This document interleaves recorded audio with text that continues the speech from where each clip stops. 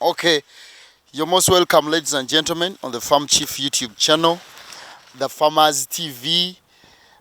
We appreciate to you all, our viewers, and those who have got inspired, and those who have started, and those who have maybe who are getting much yields, and you have got all the knowledge from the Farm Chief. With my partners, that is Faith Agro and other partners. Our intention is we want farmers to gain. After gaining, we have even to protect the gains we have got from farming. So, welcome to this episode right now. Our topic today is plant one seed per hole for better yields. Why? That's what we're going to discuss about today. My name is Dipatoka Telega, the Farm Chief here at Faith Agro Demo Farm, maize farming. Say hi to our viewers. Yes. Welcome our dear viewers. Good evening, good morning, good afternoon, wherever you are watching us from.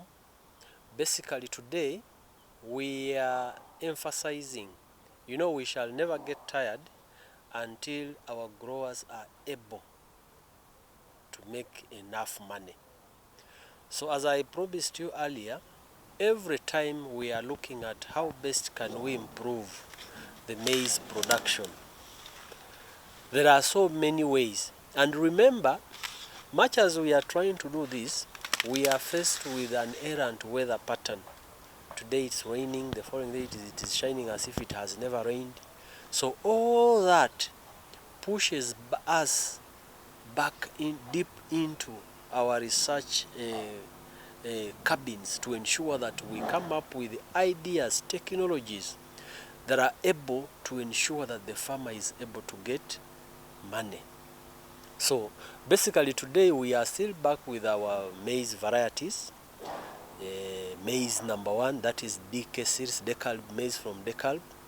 When you look at this demonstration garden, we put all the 4 varieties. There is DK 9089, DK 777, DK 8033, and DK 8031. Basically what we are looking at is how best can we train or groom our growers so that one, they are able to save. Now when I talk of saving, we are not necessarily looking at what farmers are able to reserve, but we are looking at how best these farmers are able to be equipped with the calculations, more especially when we are looking at the what? At maize growing. As you said earlier, our narrative is plant one seed per hole. Now why have we come up with one seed per hole? Any seed company, any vibrant seed company would encourage more farmers to buy more seed. Buy more seed, plant more acreages. But the question is, how do they plant? The way they plant, is it sustainable? Is it viable? So that's why we've been forced to come back at this point in time and conduct a demo to ensure that at least we do not just talk, but at least we demonstrate what we've done. You realize that when you plant one seed per hole, with the current weather fluctuation of weather pattern, you realize that one, your seed is able to stabilize. It is able to get enough nutrients. It is able to get enough moisture, which is very scarce. But above all, remember, maize, like any other plant, we only harvest the product. And this product, we must allow this plant to demonstrate very well. Now, what do I mean by demonstrating? It must conduct photosynthesis. I know this is something that most farmers take for granted, and actually from research, it is the reason why sometimes when we are looking at cob placement, because most of the maize that we do supply it is highly prolific. When I say highly prolific, I mean it is double cobbing, double, triple cobbing, as we are going to see. But in the event that the maize are squeezed together, one, they keep on competing for sunlight. And in the process of competing for sunlight, you find that they over-elongate to an extent that even the stem is weak and it cannot carry the 2 or 3 cobs that we envisage. So it is one of the reasons why we are encouraging farmers to plant 1 seed per hole. Number 2, we are looking at the total performance. That is a single unit total output. Ideally, when you look at our maize here, we expect, when we are doing our cultivation, I know so many farmers have always complained that we come and talk and talk and talk, but actually it is not factual. Now that this our maize has 3 cobs, this is the right way of being able to attain the 300 grams per plant. Now when you get 300 grams per plant, you say probably this one will give us like 200, this one gives us like 50, this one also 50, that is 300, and even more. Actually, when you're talking of 300, there are others which will give up to 500 grams. But because of the mean and average, we settle on 300 grams. So when you look at our demonstration, it has given us 1, 2, 3. I can categorically state that this, when we harvest these 3 cobs, it will be able to give us the 300 grams. Now when you get the 300 grams, we go back into the calculations. Remember, an acre has 14,520 plants. Where do you get that number from? It is the size of an acre. That is 40 meters by 100 meters. Remember, we are planting 1 seed per hole at a spacing of 30 or 1 feet by 3 feet, or 30 by 90 centimeters. Now that means in a line, in an acre, in a space where you have 44 lines. Now somebody will ask, where do you get the 44 lines? That is a spacing of 3 feet. That is 90 centimeters. 3 feet, they're 90 centimeters? Yes. By what? By 1 feet.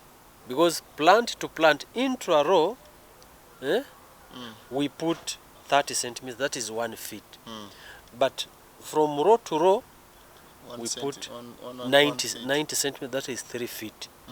So when you calculate that, you realize that when you have 44 lines and each line has 330 plants. So when you multiply, we get 14,520. My worry is here, Mr. Ambrose. Yes, please. You've talked about the numbers, maybe what we're supposed to get from an acre, according to your calculations. Do you mean that each and every plant, maize plant, will give us equal yields? Like, since this one has given us 3, that means it has given us you've told 300 around grams. 300, we expect around 350 grams. 350 grams. Then there is another one that is going to give us 250. So we top up. The one that gives us 250, we borrow from the 350. And by the way, this is just to enlighten our growers. Sometimes we come here and talk about these things and they see as if it is not possible. Remember, our farmers have so many challenges. Until recently, we realized that most farmers doesn't know the size of an acre. And that is the reason why I'm bringing up this idea. When you ask somebody what is an acre, he says you is like a football pitch. Somebody will say is the plot of this is 50 by 100, 8 of them. But others, remember, they tell us, actually, me, I know that to make an acre I have to get 210 feet. 210 by 210. Yes, that's what I know. All that dilemma must be addressed. And actually it's the reason why we still have so many doubting Thomases. Because when you talk of 35 to 45 bags, somebody see it as if something that is very much impossible.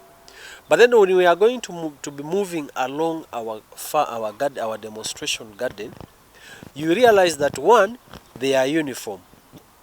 Number two, they are almost the same rate irrespective of the variety that we've planted. Then number three, the vigor is uniform.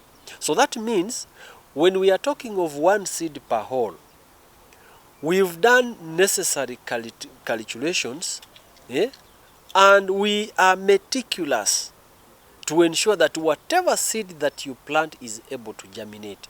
I had so many narratives that, oh, there are pests that are going to attack it, there are pests that are going to disorganize our gardens when you're planting. It may not germinate. So those are the things that we want to iron out. We want, by the time we finish this session, at least farmers will be able to at least be in the picture what exactly happens. Because there is one thing coming on camera and talking, and then there's another thing coming on camera and demonstrating how it is done. Ambrose, farmers have this fear. We have demonstrated this farm, and it is giving good yields. Yes. When you have a look at it, especially me, who is here practically. But people always say, why they plant more than one seed? They are not sure for the germination rate. The rate in germination is not good for them. They think it is pulling out. Like if they germinate like 3, maybe they decrease the numbers of plants by uprooting. But now let me ask you this question as well. How come if they plant 4, 3, 5, all of them germinate, and then they thin? You know, we call it thinning. They uproot.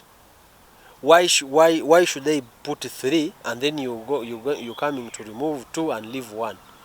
You see, as you know, when we are training our growers on how to perfect this art, we also need to be honest, and we should be candid enough to explain to them the reason why we are doing all these things.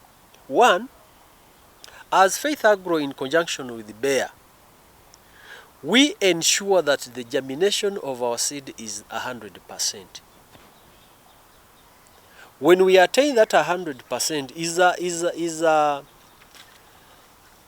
business should invest all their energy and resources and technology in ensuring that the grower gets the right seed. Then those ones who are still struggling should also be informed, and that is why we are here, so that they get at par. Today we are talking of doing farming as a business. You cannot do farming as a business when you're extravagant. Now by extravagant I mean you buy more seed than you want. And remember, every other day the cost of seed is going up. The cost of production is going up. So if the cost of production is going up, cost of seed is going up, the weather is erratic. Now what does the grower need to know?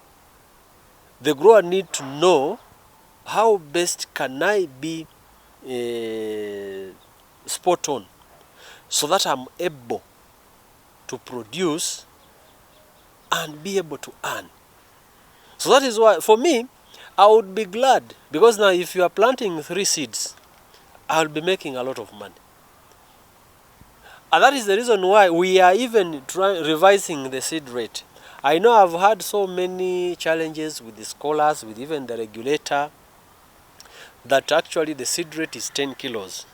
Yes, it is 10 kilos. Then there are others who we've had argument on plant population. You know, it is allowed. There are others who normally plant up to 22,000 seeds plants per acre. There are those ones who are doing 27. Yeah? But remember, those days, those methods that guarantee 22, 27 are no longer sustainable.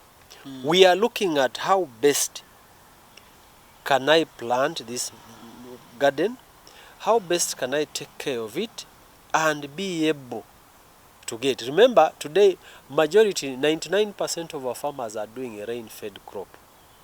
Now imagine, on average, the maize is safe for the first 75 days. Now imagine, out of the 75 days, you only have one rainfall. What will happen? So we want to, at least to assure our growers that even if I get rain for the first month, I will be able to harvest. At least the first month I will be able to harvest. Now, how do we do that? But ensuring that we come up with ways on how to reduce losses to these farmers. And the only way, the ways on how to reduce losses to these farmers does not necessarily mean that we are going to maintain on what we were doing before. Remember, Uganda today, it is not the Uganda of 20 years ago. Because 20 years ago, people used to be spot on. You know, I'm going to plant in mid-February, and that is it. But today you find farmers planting in June. That's when we receive this particular variety crop that we have, we planted in September, when everybody else had already planted. Now, fortunately or unfortunately, those farmers who planted ahead of us lost. Because in between the entire September, there was no rain. Now, there are those ones who planted in October. Come December is very hot. There is nothing. Basically, they are facing the losses. So now, if a farmer is facing such a scenario, what are the best solutions? What are the best strategies? What are the best methods can a grower adopt? That's why we are saying, one, we need to look at one seed per hole. And be strategic, and then that one seed per hole must be at a spacing of 30 by 90 centimeters. Now, when we go back to that method of 30 by 90 centimeters, when you are also planting, try to look at where the sun rises and sets from, and try to position your lines along that line. Simply because this sunshine, however much others are complaining that the sun is too much, but it is equally important, because we need light for photosynthesis. So in the event that these leaves overlap each other, they are going to obstruct light from reaching out on each and every leaf. And remember, today, with innovations and science, we are also looking at even the size of the what? The cob. Now, not the size of the cob, we are looking at the number, actually we're looking at the number of leaves. Every leaf, every true leaf that comes, even the number of leaves determine the size of the cob that you are going to get, because it is the leaf that manufactures food that is stored in the cob. Without this leaf, there is this cob will give you spaces. However much science further dictates that now this flint is the one that now fertilizes the cob, the grain. But this is the one that manufactures food.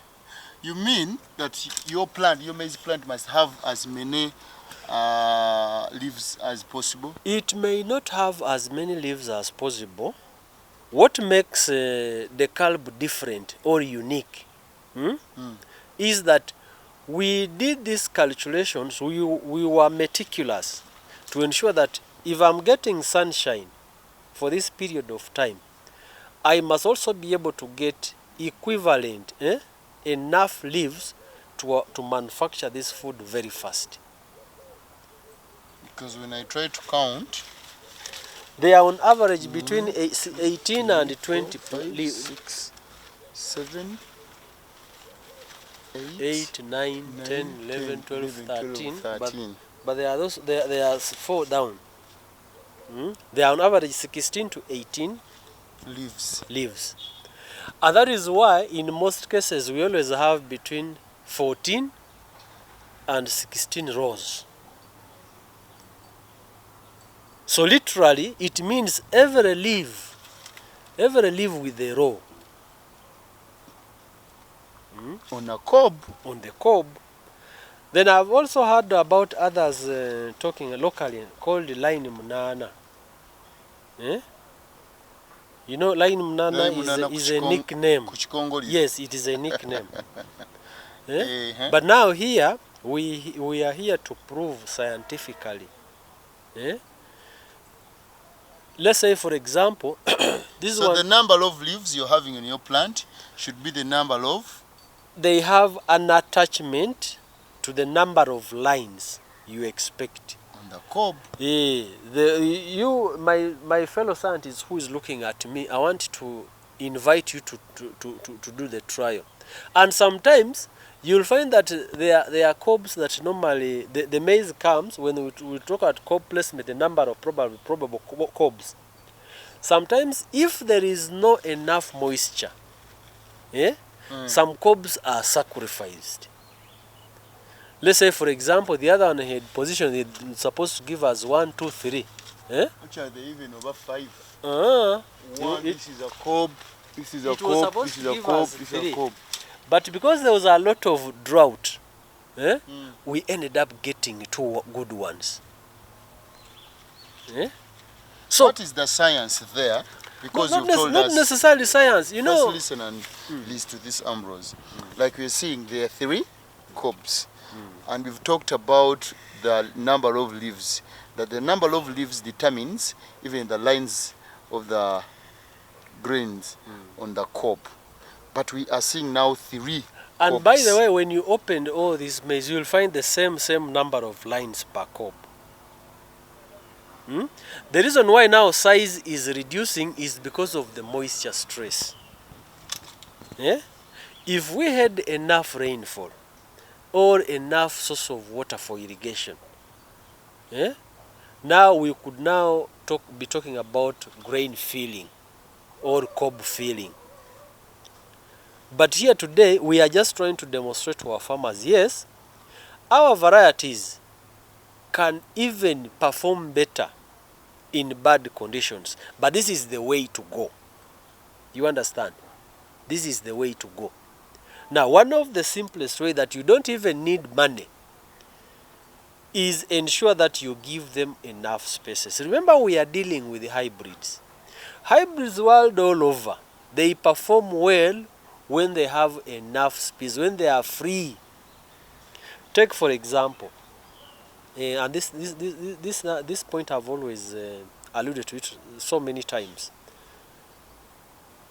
You wake up in the morning, and then somebody tells you, now for me to get more, I need to plant more. But now that you want to plant to get more, and you are planting more, along the way you are not in charge of the external factors.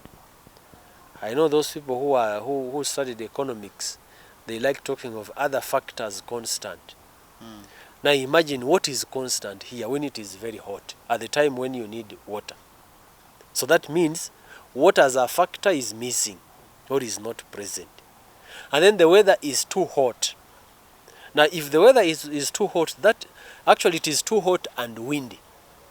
So the rate of water loss in this leaf is very high via precipitation. So the rate of water loss is very high.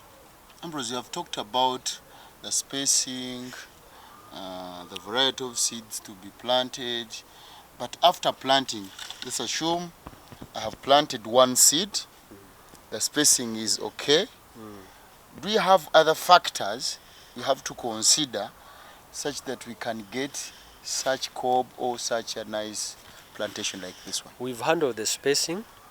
Number 2 is weed management. Weed management. And for weed management, we do not bargain. Weed management using the ensure selective herbicides, whether selective or non-selective, or the whole, ensure that your garden is weed free for the first 6 weeks. Now, what do I mean by the first 6 weeks? Because this is a critical stage. The maize is tender, is trying to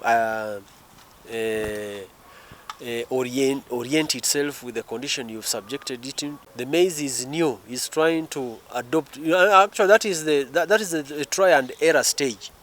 Yeah? And sometimes you realize that even the moisture is not enough, is not sufficient. Now imagine if you allow the weeds also to thrive. And remember, weeds is the #1 stress causer in our gardens. Simply because these weeds, first of all, they grow themselves. Local known as chemeza. It grows, it propagates itself. That is #1. #2, it has a higher competitive advantage. Some weeds are dangerous to the plant. Let's say for the striga weed, it is poisonous to the plant. It kills the plant so that it dominates. Then #3 is the very good friend to insect pests. The weeds, because they are colleagues. They thrive, both of them, in the wilderness. So if there's a certain species that is attracted to this one, definitely it will attract that particular insect. Now when that insect reaches here and says, but who is this one looking good? Let me try. Then it hibernates to the what? To your crop. So that means weeds is a no-go zone. Now, what is our solution for that weed, for that problem? I know there is, we can use a herbicide, and as Faith Agro inputs, in conjunction with Bayer East Africa, we are looking at Roundup. I know there has been a lot of narratives and negative vibes about Roundup, but remember,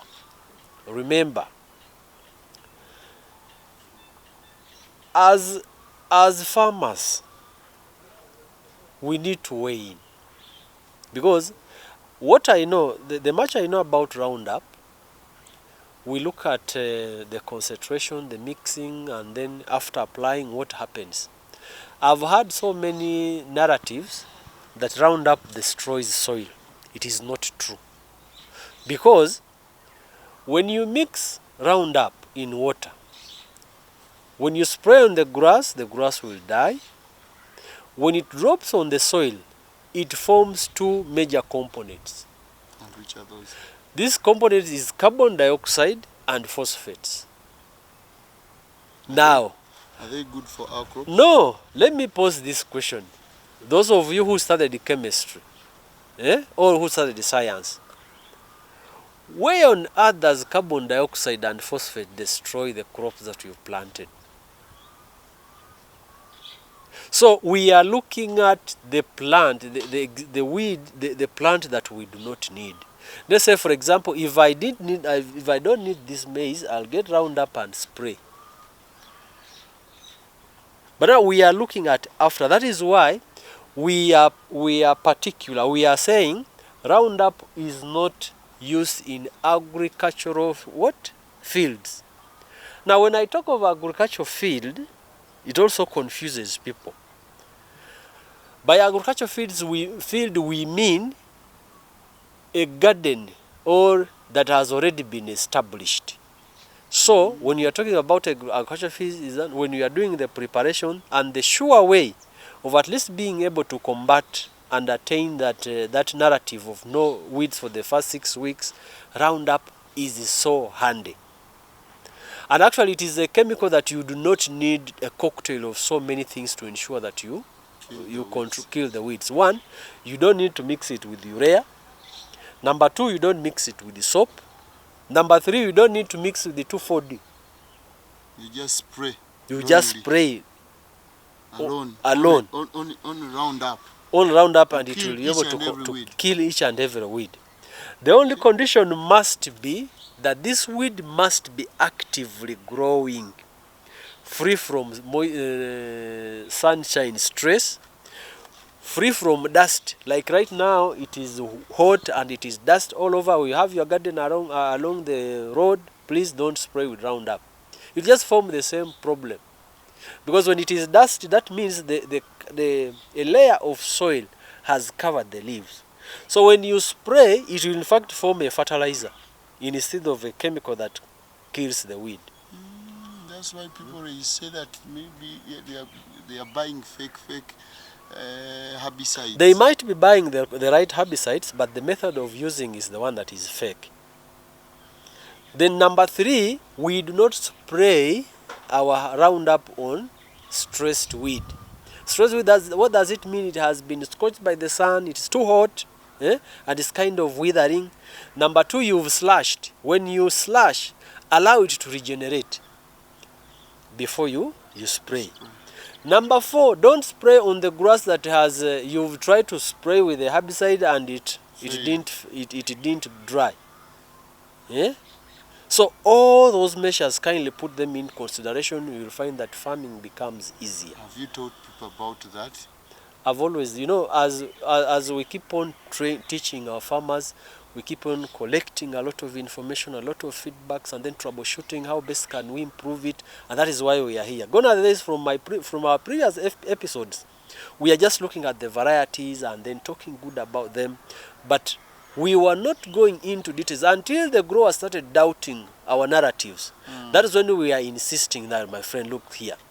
In your last words as we wind up. This is the reason why we are doing this. So as we conclude this episode, our dear farmers, farming is possible, is profitable, and it is actually it is a science. And in science, it is either yes or no. There is nothing like probability. So if I've said we plant 1 seed per hole, there is a reason. 1, you are going to save on the amount of seed that you are going to buy.